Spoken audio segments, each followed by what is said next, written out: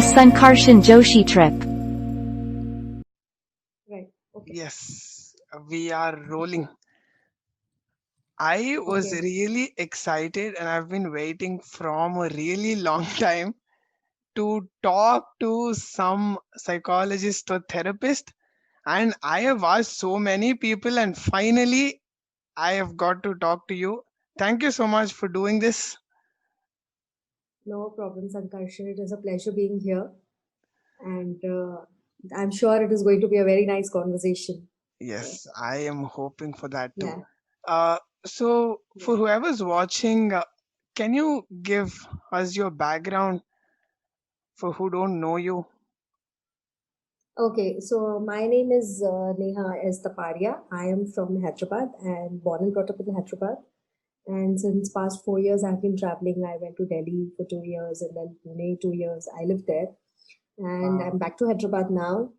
And I've studied here in Hyderabad, so I'm back to base. But the exposure that I think most of my psychology was, is being used since past 4 5 years when I was in Delhi and Hmm. then in Pune, when I got to know, when I got to meet so many different people, I was culturally shocked moving out of Hyderabad and going to Delhi, especially because it was completely out of my this thing. And And that's a but big city yeah, too.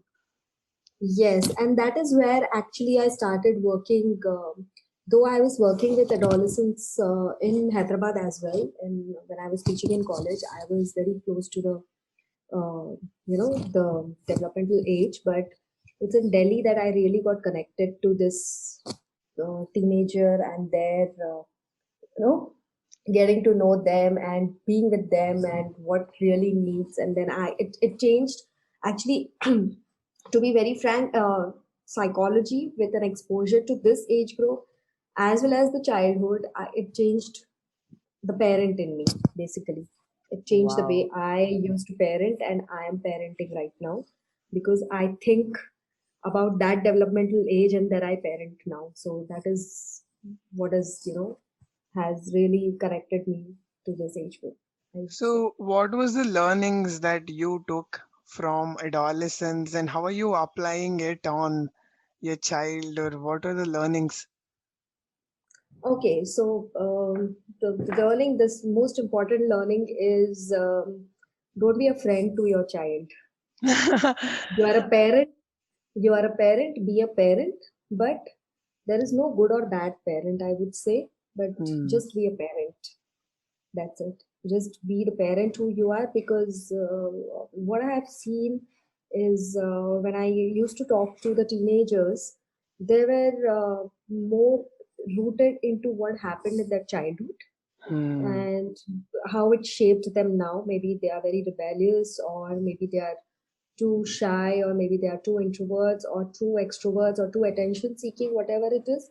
But it Hmm. was because of what, you know, the kind of parenting that they had taken. And mostly when I used to counsel them or get to know them, it always went back to their childhood. Childhood, yeah.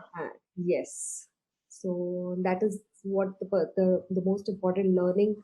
That is the reason I tell parents when I meet parents. I started working with parents also. That is the reason. This is one of the biggest reason. I started working with parents to make them understand it is not about being next door Sharmaji, or being a this Sharma. I usually call it a Sharma syndrome, that your child has to be this or that, but just let the child learn. And if the child is learning or doing something or showing some talent, why not show it to others? Why not, Yeah. you know, produce? Don't let them, because anyway, when you are a teenager, I'm sure you are handling your Instagram accounts differently, and I know kids your age have two accounts where they have a private account and then they Yeah. have this their own account, and I am part of many of the private accounts, so I know how it is. So don't try to be an extra over parent or an extra over Hmm. friendly parent. Just be a parent to this age So, group. how do you draw the line? Because we often hear, and this is the first time I am hearing a parent not to be a friend to your kids, like be a parent. Because oftentimes, we parents always want to know what's happening in our life, how are we feeling emotionally, or whatever's happening, right? And we as kids, we always turn to our friends, and parents often think that if they try to be our friends, maybe we will go talk to them more. So like, what do you mean when you say parent be a parent and not a friend to your child? See, parent is basically when you give birth to a child, it's a responsibility for 20 years, I would say. At Hmm. least for 20 years. It's not like, and being friend doesn't mean, do you share everything with your friend? No. No. No.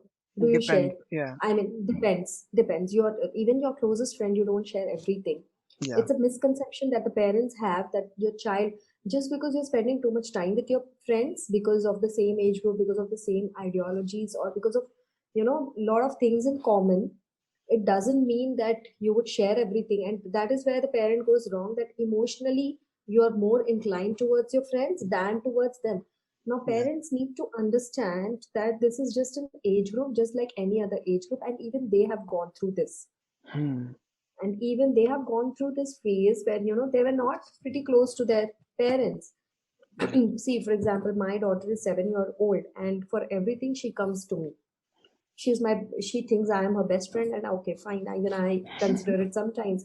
But I have to be, responsible for her, that I am parent before a friend. Hmm. And parenting doesn't mean that you have to keep control on your child for everything or keep controlling. And it's just showing the direction and being there. That's it. And even in this age group, the teenagers, they don't want their parents to be friends, or, they don't want their parents to be parents in a way that they are controlling their lives. They just want a direction which parents can show easily without being a friend. Do your friends show you way? Hmm. And do you show a way to your friends? They are doing what they want to do in life. You are doing what you want to do in life. Hmm. So there Yes. is a very thin line, I would say. It's a misconception mostly. Yes. Yes, somewhat we jump positions from being a friend and being a parent. It would be, people might not agree with me, thinking that, I'm totally talking rubbish, that you should not be a friend or something like that. But just remember, you are a Being parent before a friendly friend. is different from being a friend, right? Yes, Yes. exactly, exactly. Being friendly is, yes, one of the traits of a parent, but don't be a friend in a way. Hmm. Even kids need their time alone, like we do. Yes. We need our time alone. That in the modern world we call, our time. Yeah. So even we need that. Even kids need that. But Yes. make sure that kids are rooted in a way that you do these small activities, like having meal together, Hmm. having one meal together, catching up, what is happening, what is not. If they don't want to share, it's okay. But yes, non-verbal cues are very important, where parents can do, but not friends. So you're being a Yes. parent here, not a friend. Yeah. Yes. And also growing up, so based on my experience and me looking around at my friends, so oftentimes it happens that at certain point of time, like, you give a lot of importance to your friends, and whatever happens around you, whatever is happening with your friends, has a lot of impact on you. But like, you'll have a lot of close friends, best friends, boyfriends or girlfriends or whatever. But after a point of time, uh, you will realize that friends are not family. Like, you will realize that friends will not stay, or maybe you will realize that the more close you thought they were, it doesn't actually work that way. Like, it is your life, and then you move on with your life, your responsibilities, and then you move forward. And then we look for home, for that comfort. And then when you say that parents don't try to be friends, like, it makes sense. Because, and then we come back home for that Right. warmth, and then we get that. So, Exactly. Exactly. yes. Because parents are like, a senior version of us. Like we say our kids are a miniature version of us. Parents are like senior version of us. You of course don't, of course, being friendly, fooling around with them, going on trips, trekking with your dad, and cycling with your dad, or Hmm. baking with your mom. These are all activities that you can have, which are friendly activities. Yes. But it doesn't mean that you will go and share everything with them or anything like that. It's Hmm. just that a fallback is your home, and that is what teenagers need to understand, that there are a number of people who care for you, but who would be there, who will really hold you, are the people back home, no matter what. Yes. True. And I agree with it's that too. it's also, yes, and it's also based on the kind of relationship you have been having since childhood, because not all relationships between Yeah. teenagers and their parents since childhood is a smooth one, Hmm. right? True. There are scars, there are things that you don't like or anything like that. Of course, those are different things, but filling is important. Yes. True. I agree with that too. And Yeah, also, childhood, like you said, like it plays a really vital role in framing the kids' mentality or personality. And you were also right. and you were also telling about your experiences, like when you were taking therapy, when people were coming to you, when you were talking about the issue, it always went back to the childhood, right? So, based on your talking with the teenagers during the therapy session, what do you find the common things amongst like our age group, or like the people who ever come to you for therapy? Like, what common things do you see? Either too much of parental pressure Hmm. or no guidance at all. Okay. That is what is common, because already teenagers, and they struggle for the existence in society, and because of the invent of social media and all these Yeah. things, they are trying to find an identity among so many people. And even I feel parents are struggling to find an identity with that age group, or at least with their friends, with their children and their friends. Hmm. But the most common thing, the relationship that is there, is too much of parental pressure, that I really find that a child will either throw away or become a rebel, or take it and become introvert, or go inside with the pressure. Yeah. That is what I feel is the most common thing that happens. Then and I have seen this. It's not only in India and it's everywhere else. Then it leaves you confused at this Hmm. age, as to Yeah. with no direction what exactly to do. You see very rare, very rare number of people who are actually doing what they want. Hmm. The rest of them are doing first what their parents want, and after they are established in that, they are doing what they want Yeah. True. in this age. They're not exactly. So, this is the most common.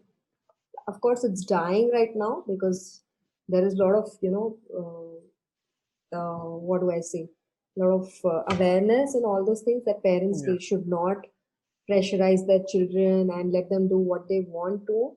But again, parents are under pressure, social pressure, Yeah. that their children should be like this, their children should be like that. As I told you, the Sharmaji syndrome, as I call it, that so it's breaking that ice is very difficult when it comes to therapy. Yeah, Yes, I totally agree with you. And also, when I look around people, I see a lot of people are very moody, or like I see mood swings both in men and women as well. So like early on, we yes, categorize women to have mood swings, or like we say that they're the ones who have mood swings, but that's not the case. Like I've seen guys have really bad mood swings too, and and there's so much depression, or like when right, I see people, like I'm not saying that though the number is all time high right now with our generation, I wouldn't say that our generation is bad or something, but maybe this depression thing has always been there, but now people are looking for help and people are coming out for seeking help. uh, So, like when I was doing my research, like before talking to you, like I was just reading few articles, and I just wanted to know like what are the statistics or what is the data, and I was surprised to know that majority of the deaths that happen in the teenage is from suicide. and Right. and the second thing that surprised me is that suicides were much more higher with female than male, like when you see the comparison. So I was, so this question I wanted to ask you, how different is the mental faculty of women or girl different from guys? Like what are the different things? See, different thing. First of all, there is a lot of need to show in women. That's what I feel. Hmm. Than men, and that takes away. And this group, this generation, because of social media, there is a lot of hazard. Because see, social media is working on these two factors only: need to Yes, know, need to show, yes. right? So you have a need to know what is happening in others' life, and you need to show after knowing that this is happening in your life. And when that doesn't meet, then there is again a different kind of pressure when it comes on girls from parents or from Hmm. society than on boys, I would Yeah, say, true. that might lead to these cases. And when you talk about depression, see, there is, what I feel is there might be statistics, there is a lot of research done where, they say women are more vulnerable or men are more vulnerable or anything like that. I feel they're of the same make, but only how they are brought up Hmm. is different. Okay. And that is what is really leading to the situation we are in right now. Because if you treat, and parents treat teenagers, adolescents as a problem. If you don't Yes. treat it as a problem and treat it as a normal developmental age, Hmm. nothing is going to happen. But Yes. what is happening is, you parents are turning that way, that you don't share anything with us, you don't tell us anything, you're doing this, you're doing that. Already there is a lot of societal pressure from these kids, a lot of peer pressure that these kids are facing, the generation is facing, I would say. A lot of peer pressure, a lot of things to do with this gaming generation. Just yesterday I was watching Mismatched, the new series that had come up on Netflix. And the kind of pressure these kids are facing from, the gaming pressure. I mean, I was surprised. I have gamers in the family where, they are trying to be involved in gaming and all those things. And I was really surprised the way it was shown on the show, that actually kids are going for game leagues and online leagues Yeah. and all. I was not aware, to be very frank, I was not aware. And Yeah. the kind of language and everything is going on, the need to fight, the need to do this. I mean, this is entirely sci-fi, and we are not aware of this except in movies that we have seen. So there Yes. is a lot of pressure that the generation is facing from everywhere. How to handle it? Hmm. Does everybody, can everybody handle it? I mean, even if you ask, somewhere they lose it, and some don't approach the right people to fight this. Some don't approach the right path, and that is how depression. See, depression. Everybody has depression. That's what Hmm. I feel. Everybody has depression, loneliness, and depression factor. Even a child busting with laughter and everything, where somewhere will have depression, where they will have the lowest of their points. But how it is manifested and Hmm. how it is taken along is what the problem is, and not supported by the right people. Hmm. And right people come right from family. Yeah. So that is where it happens. Yeah. Yeah. And also the toxicity, right? Like if like if a child is growing up in a very toxic environment where the True. parents are always fighting, or like there's negativity thrown, I think that it's not the direct thing that might affect the child, or like the direct things that you might say. Maybe the environmental vibration will will nurture the child to be something else, right? Like growing And up, like that what do you is think? where, yes, and that is where the teenager faces relationship issues. Hmm. Because they are observing and then they fear. Yeah. They observe the relationship that is between their parents or significant others in the family, and then they fear the future relationship they might have, and that True. is where they might get into abuse or Hmm. be an abuser or get abused.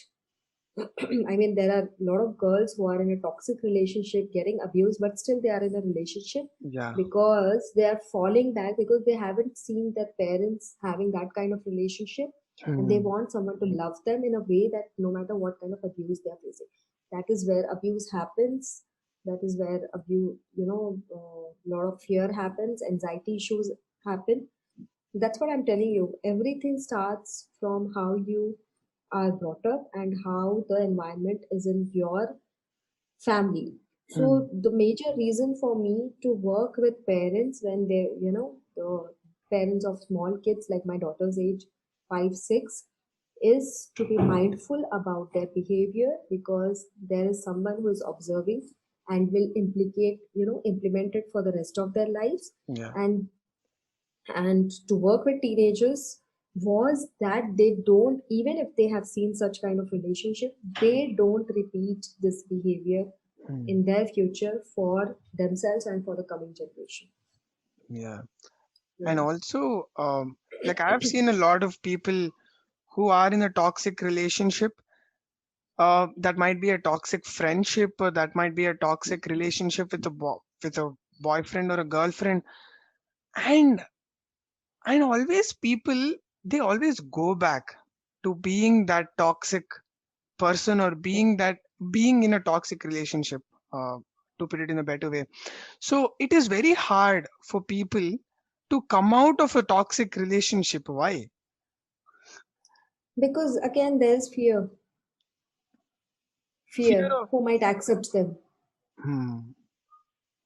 There is very, who might accept them and who might they fall back on, if not this person, because this person knows you in and out now. Again, building a new relationship, coming Hmm. into a new relationship, it's like chalo theek hai. It's like you've given up the fight. Hmm. It's either fight or flight. So you are done. Chalo isi ke sath, anyway our life is done now. So that Yeah. mentality builds up. So that psychic place, let it be. Let things will be better. Things will be better. Hope. This, that. So that is the reason. That is what I feel is it's very difficult to come out of toxic relationship. But once you make a decision, I think you should not go back. So that, so you need to work on self esteem, is what you're saying. Yes, Hi, your self-esteem, daughter's there. self-reliance. What happened? You want something? She's so cute. Yeah, thanks. Okay, I'll come out in some time. Okay, it's good. Yes, please fast.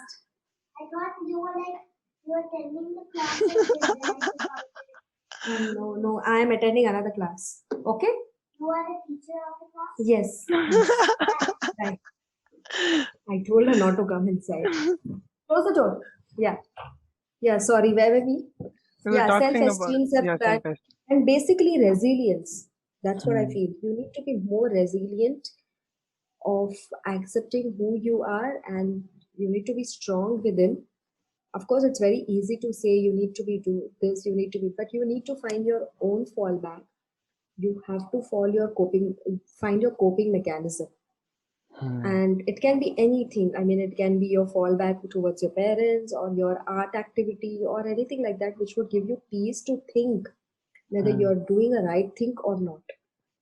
Yeah. And that is what is more important. And that again, I would go back to childhood, where were given the skills, or where you were given a product where you develop the skills, proper skills of decision making. That's why you see so many companies, Hmm. they are advertising decision making skills in kids, or this coping mechanism in kids, because it is definitely going to play a very important role when you are a teenager. Yeah. How you're using your decision making skills, your self reliance skills, your resilience, your confidence, everything. That is your problem solving. Hmm. That is very important.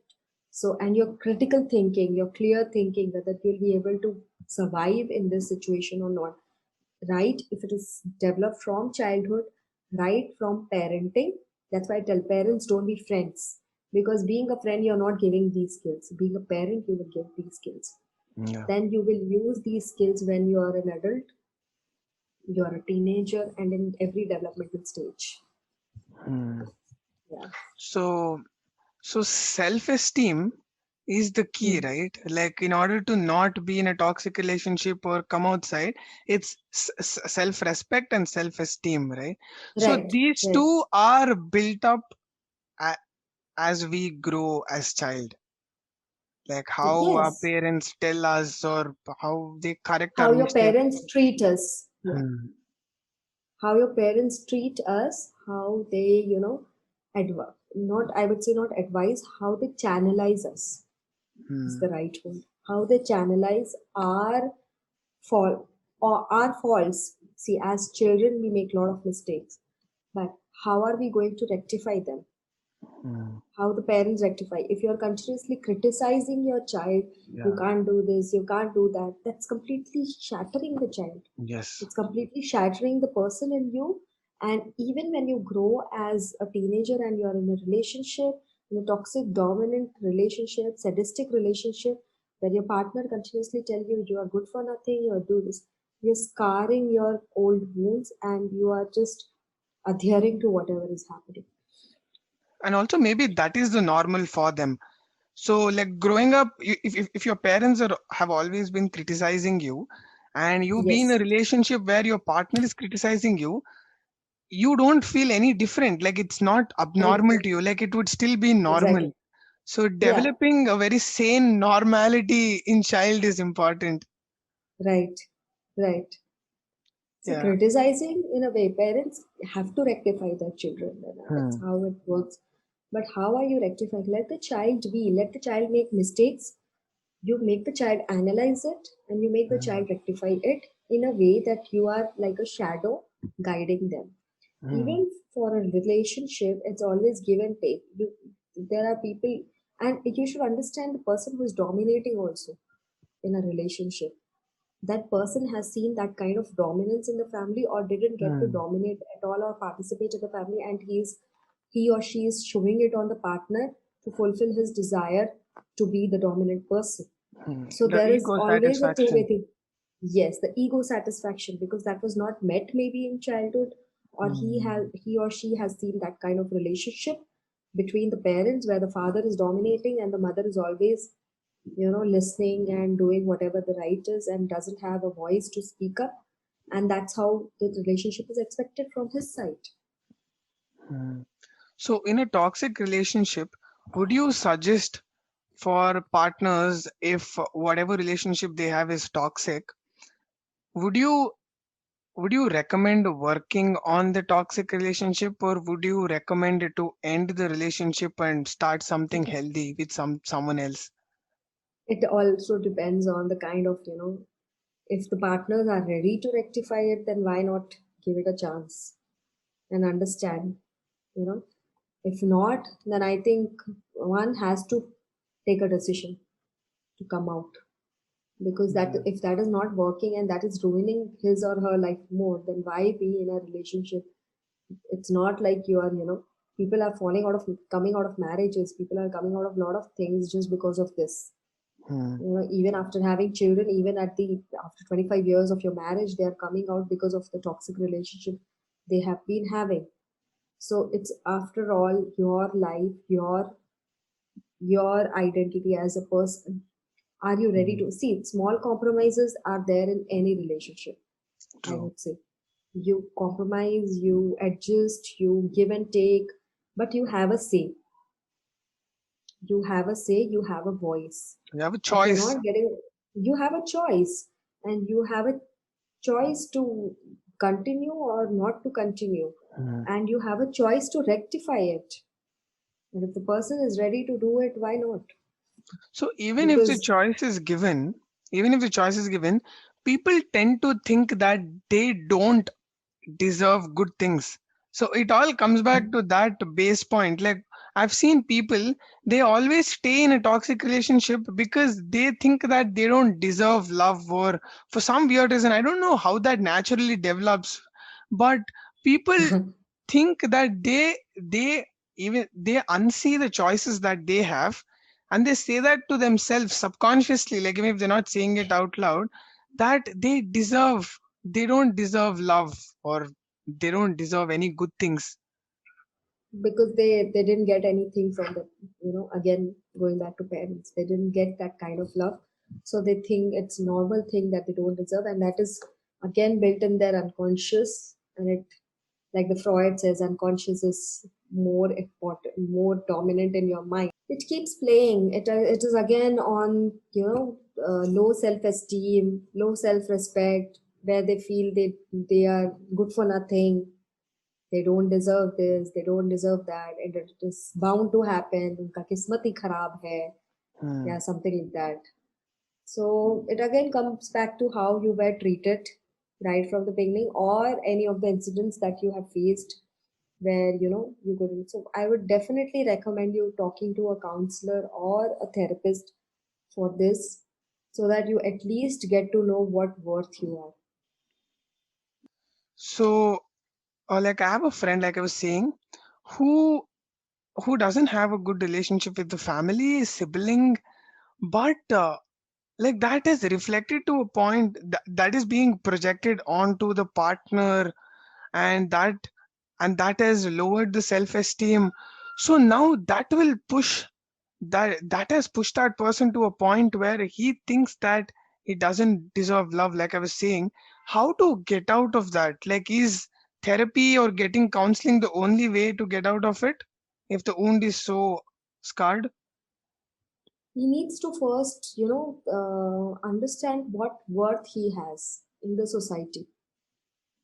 First of all, he's surviving, Hmm. he's living, okay, and he is part of this planet. That is also, like, he is part of this planet.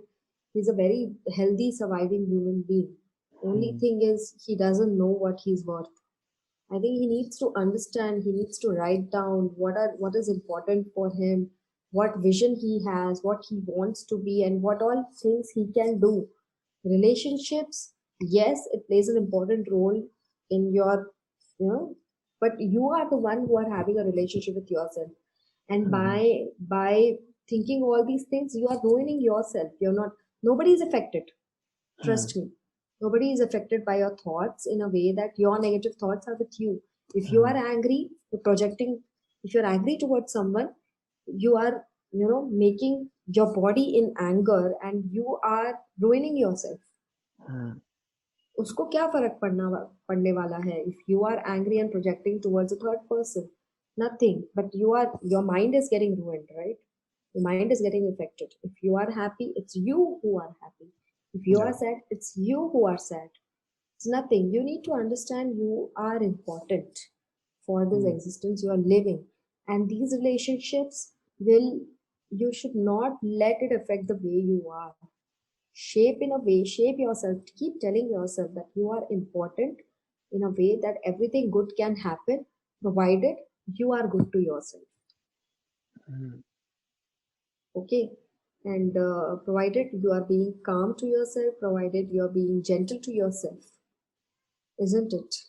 So it's just Yeah. like self parenting. Like you said, whenever a child does something wrong, the parent should very constructively give solutions rather than criticizing, right? I think that is what we are supposed to do to ourselves. Like whenever we do something wrong, the disaster management that we do later on, it is very destructive and not constructive. Like our mind, like we become anxious, we become nervous, and then we get angry. Panic attacks. Yeah. Yeah. So, and also like you said, like with our own thoughts, it's us that is being affected. And with this pandemic, so this was a time where people were spending a lot of time with themselves and their family. So it's like the whole the butterfly was flying and then it came back home. So now everybody are put forth with the problems that they have. Like if at all there are any problems, either that might be with the family or that might be with themselves. And so I have told this to my friends too, that at this time, if you are happy, if you're more happy than how you were before lockdown, that means that your circle was really bad. And if you were sad, and if you are sadder now, that means that the problem is with you. Your Hmm. circle kept you happy. So this is what I kept saying. Like like now that people are with themselves, they have no other choice but to confront their demons which are here. Like they have no other Yes. choice. So do you have more people coming to you for therapy during lockdown, or like how are people coping? I was coping with myself, I would say, during the lockdown. I did not take any therapy or anything like that because I was taking a sabbatical, to be Hmm. very frank. But the people I was talking to, yes, they are somewhat, there is a surprisingly, there is a lot of transition in the people. People have evolved. So And I is feel that this good or pandemic, bad? what I feel is this pandemic, of course, has caused a lot of personal harm to many people Hmm. in terms of health, in terms of finances, or in terms of. But as people, we have evolved much better and Hmm. more resilient during the pandemic. That is what I feel. And your relationships, your bonds have become stronger with the people around you because Hmm. many people went back home. Many IT people living alone around, and even the students living around, they went back home and they spent quality time with their families. Of course, some got really bugged up now and they want to go back to their colleges and they want to go back to their space. But of course, that is bound to happen. But as people, as a person within, we have evolved like never before. We have survived this. We have survived the pandemic, Hmm. and that is what more can we cheer for, in a way that people came up with so many innovative ideas of videos and these things and all those things. I mean, videos, and I mean, we talking on Zoom, Yeah, like I've right? started this during the pandemic, like in the lockdown. Exactly, Yeah. exactly. There's a lot of course, people have suffered financially, and there were a lot of health hazards and all those things. But I think as people, we have evolved a lot. Yeah, life just moves on, right? Like change is Yeah, always, that is it's what. neither good or bad, it's just flowing. It's just flowing, and we are already in November, and the year end is coming. And 2020, people are saying, but 21 is going to be the same. Who Yeah, knows? yeah, I you'll mean, never who know. knows, right? You never know. But yeah, the people I have spoken to, my old students and my old, you know, the, the teenagers and the adult, they were they were quite surprised with the kind of thought process that has Hmm. come up to them. But yeah, social media has Yeah, influenced people a lot. It yeah, has even made people addicted yeah. to social media, and come up with a lot of. And to come out of this addiction is also difficult, Hmm. and people are getting involved. Some people have quit their social media accounts, and some people. Yeah, So I it think is. that everybody have that phase where they just quit social media and then they go back to social media. And in this Yeah, lockdown, a and lot of people had that. Yeah. yeah, had that, and there was a lot of social media pressure also. As I told you in the beginning, need to show like Hmm. I'm doing this with my family, or I'm doing this here, I'm doing this there. Need to show, Yeah. and now people started traveling, and now there are pictures about traveling. Yeah. So yeah, it is I there. think But that is where, so I consider myself to be uh like happy, like neither happy nor sad. Like I don't complicate myself for my thought process. I just live in the moment. And the but I feel that to a subconscious level, where like anybody who is using social media, if they sit and introspect at a very subconscious level, there is a need to show. Like if you are wearing a good cloth, or if you're wearing anything that is enhancing your beauty, or if you're looking better, or if you're looking lean, or if you're looking uh, like much more happier, there is a need to show. And I was surprised thinking that, like, when I was introspecting, I figured this out, that even I had this need, not to a very large extent, but to a very minor extent. I think everybody who is using social media has Everybody's, this. everybody. Even I have it. Hmm. Everybody has it. Everybody. I mean, you'll even if people have it, some people don't post. Hmm. I mean, I know many people who have, but they don't post. Hmm. But everybody, I feel there is a very meager number who really don't care. Yeah. Even if they are on social media, they don't care. But everybody has this, and this I analyzed at the start when I started using social media, and with the evolution of Instagram, especially Hmm. more than Facebook, with the evolution of Instagram, and now with my age group, if I see, there are a lot of parenting groups where they have this, need to show around everything that they are doing with their kids. Even I do it. To be very frank, even I show, but to an extent that even if your child is writing one sentence, you're showing. Yeah. So and this is where a lot of teenagers fall prey to, Hmm. this social media pressure. First of all, they have parent pressure, and then they have this. So a lot of things happened during this pandemic where, अगर वो video बना रहा है तो हम भी हमारी family का वीडियो बना के डालेंगे. Yeah. you know Like, it's the that kind of it's the competition you've competition, created, right? and you're just competing with yourself. Yeah. Right. And the other day when you shared me your Instagram live uh, video, in that you explain a law, like when you were talking about social media, and you were talking about some psychological law. You quoted a psychologist name, and you were talking about the need to show or something. I don't really. I don't remember either. Yeah, but What's it? you were talking about this necessity to show acceptance. And Yeah, there is a theory basically where you have this necessity to be social survival basically, and for example, there is something called a social felicitation also, where what okay. happens is if you are why do people cheer in a stadium, and then suddenly when Hmm. you're cheering your the getter or the batsman hits a six, that is a Hmm. social felicitation when you are socially present and you are motivated because of Hmm. all that noise and all. That's why even when you see IPL and all, even though there was no audience, they were creating that noise for the boost. So Hmm. that way you have survival, you have a lot of things. I mean, there are a lot of social theories that are there for your presence, where you are continuously observing what others are thinking about you. Hmm. Hmm. There is, and then there is, yeah, there's this. And I think that uh, like the theory that you just said, it is so broad that it is not just for like just this part of social life or social media separately.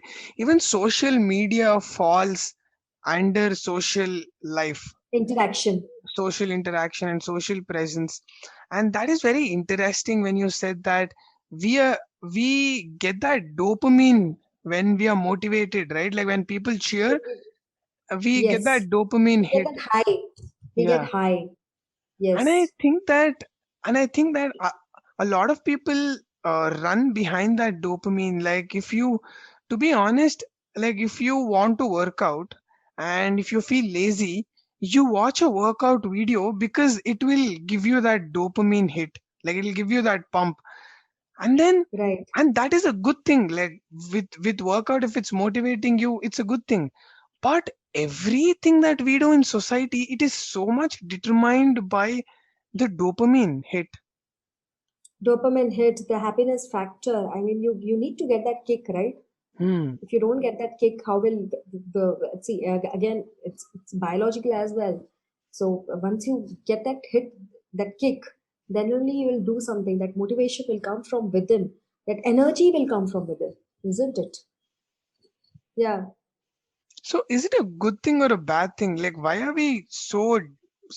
Why is that the fuel of of our doing? It's a survival. It's makeup of our body, isn't it? Hmm. Yeah. And the theory I was talking about is, I think, Kelvin's influence theory. Yeah.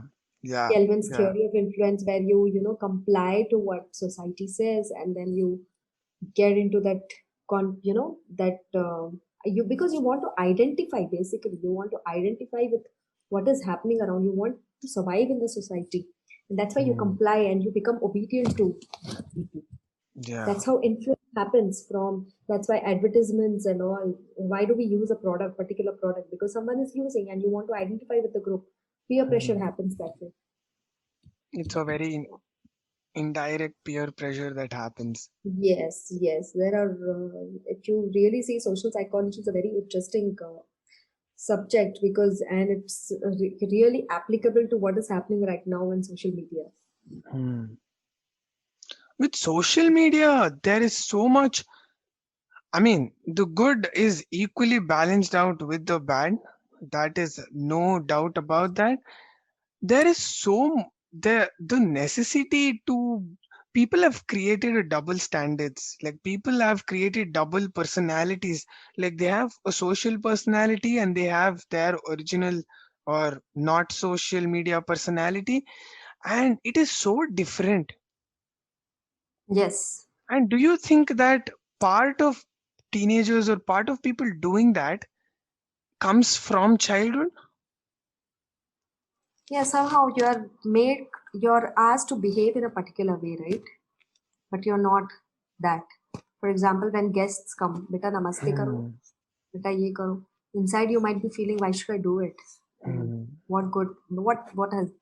But somewhere you are trying to portray something to the society, and you are not that, Wow, yeah, so true. isn't it? And Yeah. so that is being manifested to a larger scale, right? Yes. Yes. So And all again, these when little we things. little things, then again it comes back to no need to show, Hmm. need to show that your life is perfect as well. I mean, I have seen many couples or many people who are, in real life, if you see them in parties, the husband might be here and the wife might be Yeah. there. But when the picture, especially page three, it happens. When the picture comes in the page three, it's like they are together like this. And Yeah. when you're surprised, you're actually observing them in a party, they were never seen together. One was Yes. here, one was here. How did they come together only when the cameraman came? So it's Yeah. like that. It's like you have to comply to what is happening around and identify. A lot of things Yes. are there if you really, but the most important is how the transition happens between your childhood and your adolescence, and how the grooming happens. And I would really say, see, what has happened to your generation has happened, but when you go to that generation of becoming parents, don't take this along and be more Yes. mindful of how you are bringing up the next generation, and how be more thoughtful of what is happening. What are you giving them? Hmm. Material things you will give them, but what are you giving them as people? Having one child, two child, three child doesn't matter. Even having 10 children, you can create an alone lonely child, Yes. True. right? Even if you have four siblings, even if you have four siblings or anything, two siblings, still you can be lonely. It's not about that. It's not about, if you have many kids, one child won't be lonely and they will always have somebody to Hmm. fall back on. It's not like that. The True. only fallback we will have is ourselves, and maybe in our relationships. But yes, going home is always good. Being home and being with parents is always good, falling back on them. But still you can be lonely. It's not Yeah. about number of people around you. It's about how content you are within, how self-reliant you are within. Yes. And also, Yeah. people are in such rush to be identified as one particular category, or everybody is in a rush to create a character or build a personality. Or why do they want to be identified as something. Like everybody's in a rush. Like growing up, even as a kid, we want to be identified as a superhero, or we want to be identified as something magical. And then when we come to adolescent, we want to be identified and we want to be represented. We want to create that personality as like whatever is being cool in that social group. because because there is the satisfaction, right, that there is conformity happening, that people are accepting you, Hmm. and plus there is competition to be like someone or to be not like someone. There's a lot of competition, and then you get this satisfaction, oh, I'm part of that thing now, Yeah. where my friends are, when I was in college, and there was our Orkut. Okay. Yes, that So, was right, first. Yeah. when we were graduating, when Aparna and I were graduating, of course, we were in a different college and we met in masters, but we were all on Orkut. And then suddenly I get to know, okay, there is something called Facebook. I was Hmm. like, okay, I need to give, on Facebook. And I was the one who created my account very late. My friends already had accounts.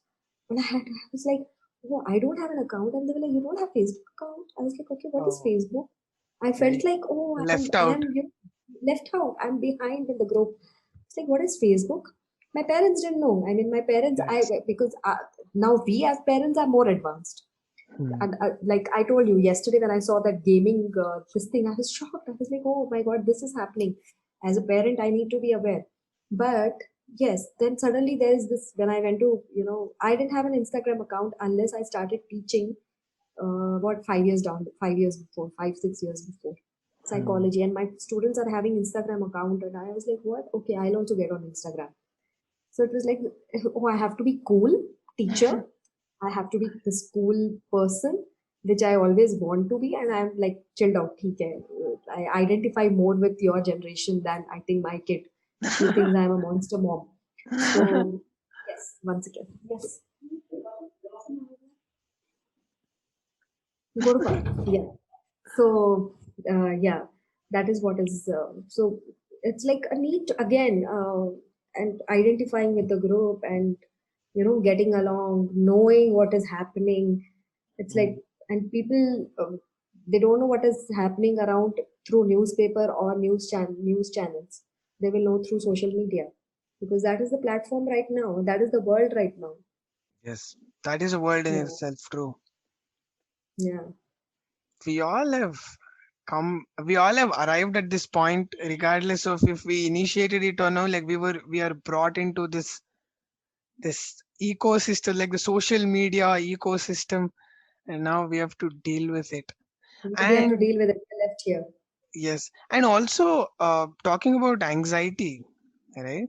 Hmm. uh so like I've seen social media create anxiety. Like for example, if you post something that you weren't supposed to post, or if and you posted something by mistake, and then that makes you anxious, and that makes you panic. When we have anxiety attack, what actually happens in our brain? There is a lot of rush of different. There is a lot of rush in your brain, and I won't get into biological part because it's too Hmm. complicated. But there are, different parts of brain that function accordingly, and there is a lot of, you know chaos happening with the glands that work towards it. Yeah. Hmm. And it's like, there is a lot of mix up, and even when you're waiting for likes, when you post something, Yeah. when you're Yes. waiting for likes, that happens, and it's a trigger. It's like a trigger to you. Already rooted anxiety is getting triggered by all Hmm. these factors.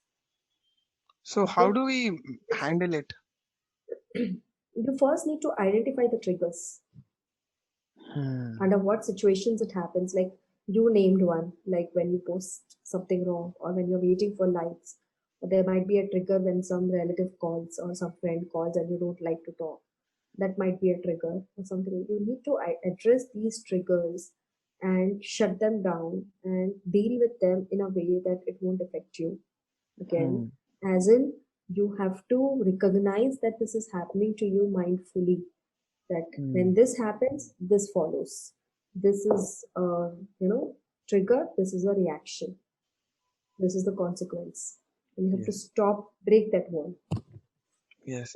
And also, I think that when it comes to psychological problems, uh, when you identify a certain insecurity, or when you identify, like you said, the trigger points that might make us anxious, when we identify that and when we confront them, so if I have an insecurity, like if I'm fat and if I'm insecure about it, and when we confront it, like when we deeply think and we figure out that okay, I'm insecure because I have fat, and when we and I think that that is the problem solved. Like when you Yes, identify, when you confront, the problem doesn't seem much of a problem. that is what happens in counseling also, therapy Hmm. also. So it, Identifying what is going wrong with you and then addressing it. And you will identify, the counselor will not tell you. yeah. The counselor will only channelize you to identify it. And that is when, and that then the body shaming is altogether a different, issue teenagers face. Hmm. And that is a very, I would say, a negative influence that happens where a lot of scars are left, even body shaming in a marriage relationship, Yes. body shaming, I know uh, people who are, not having a cordial relationship because of either not, I didn't not body shaming each other, basically. Yes. Yes. Yes. So this is a very big issue where you get into a lot of, and the highest number of bulimia and anorexia cases come under the teenagers. Hmm. Hmm. You should, That has a lot of deaths too, like suicidal, and then uh, symptoms and deaths happen from yeah. anorexia. Yeah. That reminds me, I'll text you a movie's name. You should watch that. Sure. It's a Spanish movie, and it's about this girl who gets into analytics, and it's a real life story. She's a very good author. She's a Hmm. author. Basically, she wrote her own book. I don't remember the name exactly. I'll tell you. I'll text you. Sure. Sure. And Yeah. and I've also seen so many married couples body shame each other, and that is so indirect. Like even when we see our parents, uh, like if the bonding that they have, like it's not very romantic, uh, Mhm. vocally. Like they don't compliment each other like our generation do, or and and I think that this body shaming. So, for example, if a wife is not wearing a really good looking clothes, then the husband will feel ashamed. And think about society, like when we go out, how do I introduce you as my wife to my friends? And that develops an insecurity with the partner, with the wife and the mom, and that will be reflected on the child. Yes. Yes. That So happens. yes, and that is very interesting because the insecurity that is being developed in the child has nothing to do with the child itself. Nothing to Like it do with is, the child. hmm, And if your child is a little dark, you start shaming yes, unconsciously. And there is this concept also, many cities of India or anywhere, the way you dress up shows the way your husband loves you. You know, hmm. It's see, all if you the want to be social representations. social represent everything is social conformity, Hmm. conforming to the society, identifying with them, and need to, show why do, even if your relationship is not very cordial, you have this extravaganza look on your face where you're showing a lot of things. And a lot of things are there if we dig deep into it. A lot of things True. are there which are happening around. But yeah, it all comes to the social existence that we have. Hmm. Hmm. Yes, and also with girls, right? Especially, uh, a lot of guys, what they don't understand is that uh, with when it comes to girls, there are a lot of pressure and there is a lot of different emotion that comes from parents, like all that, and they don't understand that because a, a mom, a parents, they put a lot of pressure on their daughters to look more pretty or to lose weight, because when she's getting married, then she need to get a good looking husband, or a wealthy family. If a wealthy family should accept you uh, as their daughter-in-law, then you need to be good looking. Like the pressure starts from there. Pressure starts from there, and when your parents are not accepting you fully, I mean, fully, unconditionally, the way you are, the way you dress up, or the way you are grown up, or anything like that, how will you accept yourself unconditionally? Hmm.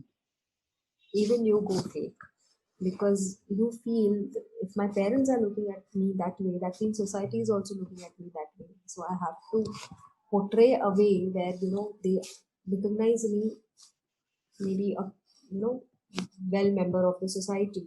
So Hmm. that is where again self-esteem goes down, where you are not able to accept yourself unconditionally. Hmm. Yeah. And also, with all the psychological problems or anything, though the main problem is acknowledgement. Like with the Yeah. parents and with the teenagers or anybody for that matter, if they're having any psychological problem, depression or anything, they don't acknowledge it, especially parents. They don't accept it. They are Yes. continuously under denial. Yes. If your child has fever, that's absolutely okay. If your child has sneezing, that's absolutely okay. If your child has the worst disease, that's absolutely okay. But if your child has some kind of mental depression or anything like that, there is complete denial. Yeah. And that is an issue with the parents of young children also, when they cannot accept that their child might have learning disability, that their child might be autistic, their child might be attention deficient, or the child might be hyperactive. Oh, ये तो Hmm. naughty है. हाँ, ये तो ऐसे ही पढ़ने में मन नहीं लगता है, इसका ये तो स्पोर्ट्समैन बनेगा. Hmm. I mean, what do you know what a 10-year-old will become unless and until that the child is blessed? Yes. Especially talent, where the child, see, every child is blessed, every child is super talented. If you see the Hmm. number of things each kid does, every child might become a contributor to the society, but True. it's just that they are not getting the platform, and it's absolutely okay. How much competition will you initiate in a child? Yeah. Either which ways they're going in the society, either they're Yeah, going good or they're going bad. Like there is no way other way around. Like you they are cannot going stop, right? anyway. Yes. You cannot stop the developmental stages. It is bound to happen. But Yes. if you are seeking those stages as a problem, then you as a person has a problem. That is, Hmm. oh, how to deal with teenagers, oh, how to deal with a 5-year-old, oh, how to deal with my son who's going to get married, how to deal with my daughter-in-law who's going to come. You are taking it as a problem. Yes. Take it as a transition. Take it Hmm. as a transition. And I think what we need more is humanity Hmm. between family members, where you accept each other unconditionally, and that is the only way. If you're a parent, be a parent, be a role model. If you're a child, be a child, and respect your parents, and be friendly, but don't be over friendly, where Hmm. you are ruining entire thing. Yeah. And there are some conversations that you will not have with your parents no matter what. Of course, you cannot. The more the parent force us to talk about that, the more The awkward more it's going to get. Like it's and going the to be more you so drift many away, awkward. Yes. and the more you drift away. It's so sensitive. Like, see, to be honest, even parents, they want, like their intentions are good. Like when they want to be friend or when they want to be friendly, their intentions are good, but they don't know what to do. They have no idea how to deal. Like if my son is depressed, what do I do? Like You they have don't to know. you have to just talk it out. You have to talk it out to your son what is bothering, and if it is so severe, take for a therapy or take for a recreational activity or something like that, which will bring out the emotions within. Hmm. Hmm. And also the And also, it's okay to not do Okay. anything. Like even It's parents, okay. even if they're not. So right now, like a year back or 2 years back, I always wanted to be a friend, like in my group. I always wanted to be that friend with whom you can come and talk to about your problems. Like if you're having depression, or if you want any emotional support, then you can come and talk to me. And then that created a little bit of pressure in myself. So every time someone came to talk to me, I always wanted to make them feel better. But what I couldn't, like if I couldn't make them feel better, then I used to feel bad. So I think that it happens with the parents too. Like sometimes we need to accept that there is nothing that we can do. There is And nothing we can do. yes. It's your individual this thing. Unless and until you won't fight it within, unless you won't find the chemicals within, you won't get your dopamine high. Then what is going to happen? You know, of course, parents are there to facilitate. Your friends are there to facilitate. That's why in counseling also we say if the person is crying, let the person cry. Hmm. Let the person cry. Don't think that you have to stop the crying, and you have to make them laugh. Let the Hmm. person cry. How much Yeah. ever. If 1 hour session they are crying, let them cry. Hmm. Uh, so and but yeah, it again depends on the kind of pressure you're putting upon yourself to deal with that situation. Hmm. Okay, so that's why, and you know, I don't practice counseling and therapy full time. I mean, I'm just doing it for the people, you know, who come to me regularly or something like that. I don't take new clients anymore. Okay. So, or yeah, so it was like that. But because the kind of pressure you're creating towards yourself, Hmm. Yeah. yeah, if you're not able to take it, if you're not able to address the issue, it's okay. Let the person talk. The person only needs ears, someone to listen to. They will they'll come around their own problem. Like the example you quoted before, the problem was solved, the solution was right in front of you. Hmm. And as therapists, uh, so when I when my friends came to me, and when I felt obligated to make them feel better, or when I put pressure on myself to make them happy, then I, like if I fail to do so, then I was very disappointed. And and therapists, they're professional, right? And people pay therapists, and they come and they attend the sessions. What kind of pressure, like is that a pressure to you in order to make them feel better? Like what do you feel? No, I never feel pressurized to make them Hmm. feel better. It's their choice. They just need to talk. I'm talking here, and I'm, you know, facilitating the maybe whatever tools I have, whatever therapies I have, whatever techniques I have. But it's upon them. Like a doctor prescribes medicine but cannot guarantee, right? It will Hmm. work. True. You might have a different make. So it's just like that when it comes to therapy. Of course, you when someone comes for therapy, you have this thing in mind that somewhere you have to make a transition in a Hmm. way that person is ready for the next one or is ready to quit the therapy, something like Hmm. that. Mm. So, uh, like whenever you take therapy sessions, or like for that matter, any psychologist, uh, will it affect them too? Like Yes, will the problems, like how do you cope? Like how do you guys cope? there is some kind of resilience we have to, I think, practice, Hmm. and not everybody can do that because we are in the profession, like how doctors deal with deaths that Hmm. happens, that happen during unfortunate surgeries or anything like that. That is how we have to deal with, and it's a kind of pressure, of course, upon us. Um, Maybe this is one of the reasons I don't practice it regularly because it Hmm. kind of, you know, puts me off in a way that it starts affecting me. But yeah, resilience is something we need to inbuild, and that comes with our studies and with our practice. That it is there, this thing. And when a client is coming to us, when someone is coming to us, they are coming with their entire, they are coming with such things that they cannot talk to anybody. Anybody? Yes. right? And we are supposed to be confidential about it. We are Yes. supposed to be confidential, and we have to practice that confidentiality, and that is very, very important. I think that comes before empathy, being Mm, confidential, that you do not quote the person or the case anywhere mm, as an example in a way which can jeopardize their identity or make them mm. vulnerable. So, with technology coming up, with technology evolving, how has therapy evolved over the period of time? I think there are more parts. Many therapies have come up now: art therapy, movement therapy, alternative therapies, I would say, than the traditional therapies that used to happen, like CBT or something like that. Still, they Mm, practice CBT, but with the entire revolution of mindfulness, this mm, entire mindfulness revolution that has happened, therapy has evolved in a way that people are becoming more aware of their existence mm, than before.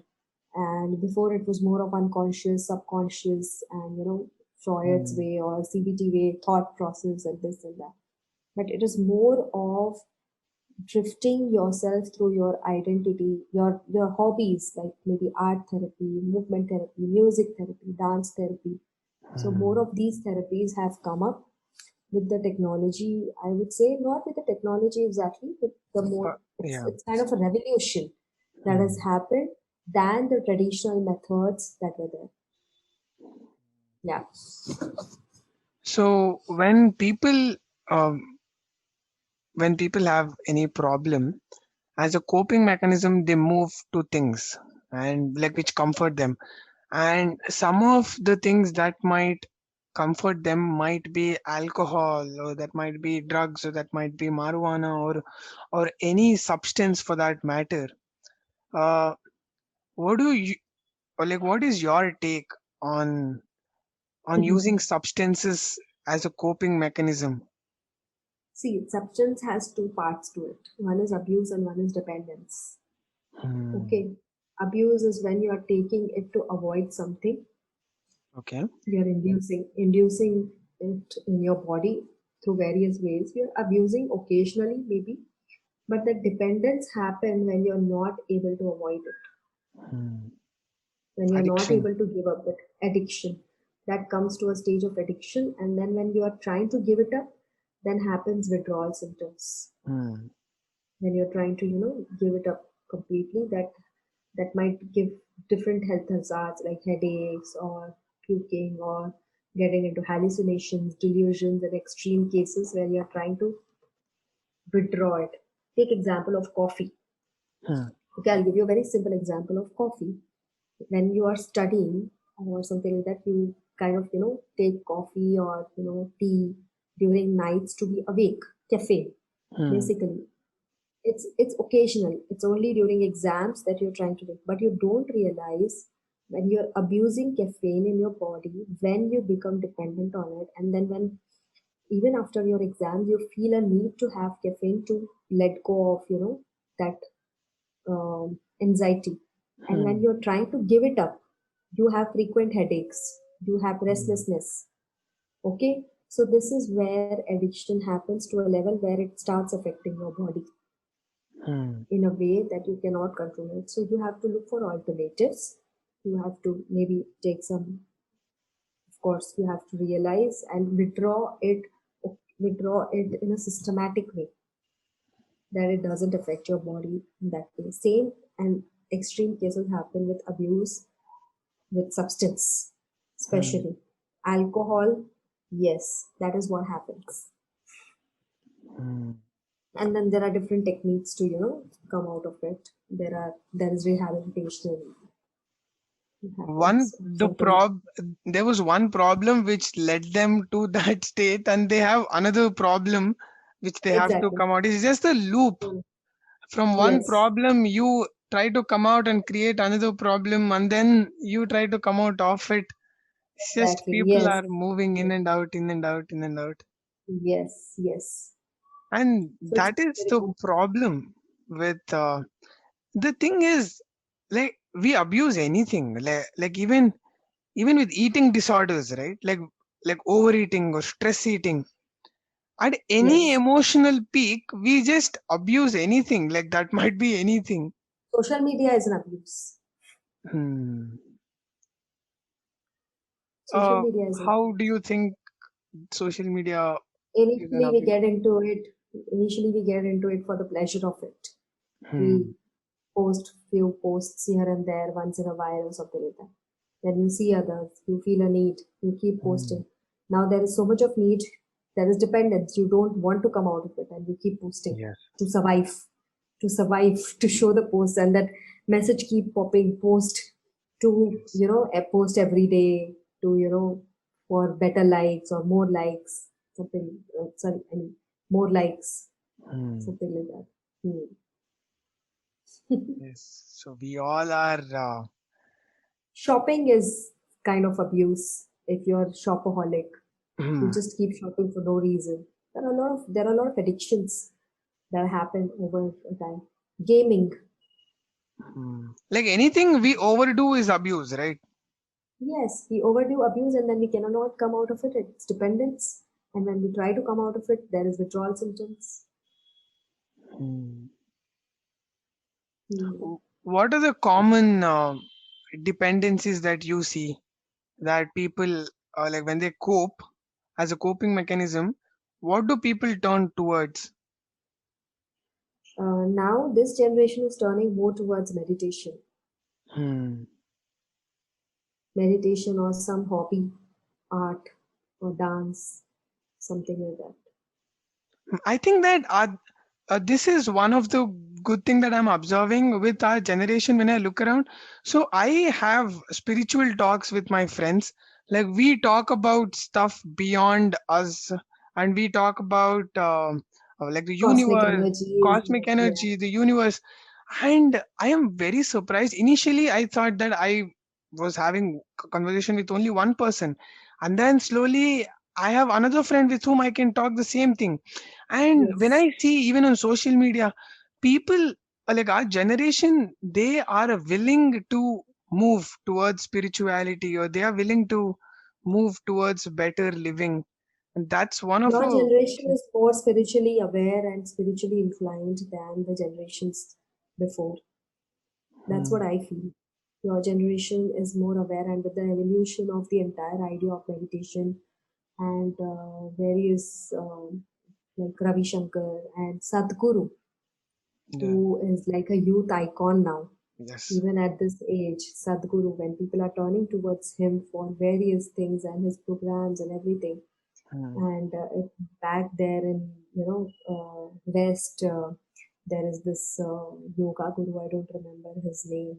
Some kind of power yoga he does, and hmm, so the fact that Sadhguru says he is not a religious leader, hmm, he is a yogi, and that yes. entire concept is very Yogi, attractive yes. to the generation. And people are, I know many, I mean, I follow Sadhguru a lot of times, and many of the kids around me, they're volunteering, they are doing inner engineering, they are doing everything Hmm. possible with Sadhguru, and that is kind of an awareness because he connects in a way that no one is doing.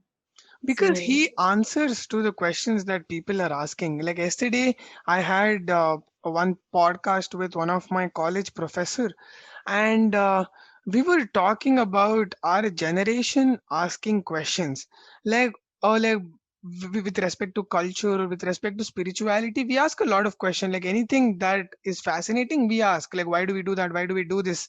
because this is a curious generation Yes, when and you think of it. Sadhguru is the proof that, like our generation, like that, with respect to Sadhguru, is the proof that if you answer to the question, then then our generation, like people are willing to listen, people are willing to change.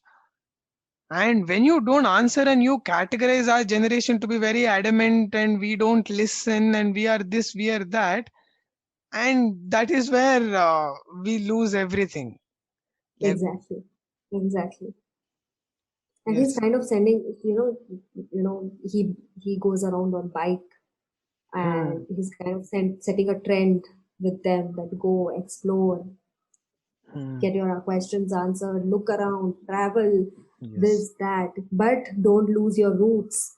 Still, Hmm. he's wearing these handloom clothes where, Yes. he's kind of showing that he's still rooted and not. It's very unique. I mean, he's kind of a revolution, I would say, and he is the one who is also bringing a lot of mindfulness in people. Yes. True. That's why I said mindfulness is like a revolution that is happening. Hmm. So I keep telling my daughter also, don't think about the future. She thinks, okay, after 1 week I'm going to go there. I mean, why? Why do you need to think? Just think about Yes. right now. Think about the homework you have right now rather than thinking about that. Because Yes. your entire existence is this moment survival. You have to survive in this moment Yes. rather than, thinking what are you going to do after 1 week. That is what Sadhguru is saying. Yes. That And is what that's hard. mindfulness is. Yes. And he That is what Buddhism constantly says, practices. sorry, I didn't. That is what Buddhism, Hmm. the entire Buddhism is around. And that's what Gita says too. That's Yeah, what Gita says Gita too. says Right too. Yes. now, you are supposed to deal with these people who are in front of you rather than thinking what will happen if I'm going to kill my own people. Hmm. That is what Krishna says. So that is what everybody has speaking the same concept in different way. If you go back to the roots of Buddhism, it's only mindfulness and at the moment. Hmm. True. If you go back to Jainism is only ahimsa, and right now you're supposed to breathe this and not you know harm anybody right now or Yes. anybody. Yes, isn't it? We are So all everybody, suffering our own thoughts. Like that yes, has been the problem. Like the whole subject of psychology or the whole therapy or depression or any psychology or anything, even to be honest, psychology tells you that only. Yeah, yes. So we are CBT, just suffering yeah, we are just suffering in our our own thoughts. thought process. Hmm. There is situation, there are triggers, but how we manifest them in our thought process is the way we are suffering, Hmm. right? And in February, I took a very conscious decision of that I have to resign. Hmm. And then March, this pandemic happened. But I didn't, and this entire sabbatical of 1 year was planned for me. Hmm. It was like, I have to resign. This moment I'm thinking resign. I don't know what am I going to do for next 1 year, but I'm not going to practice.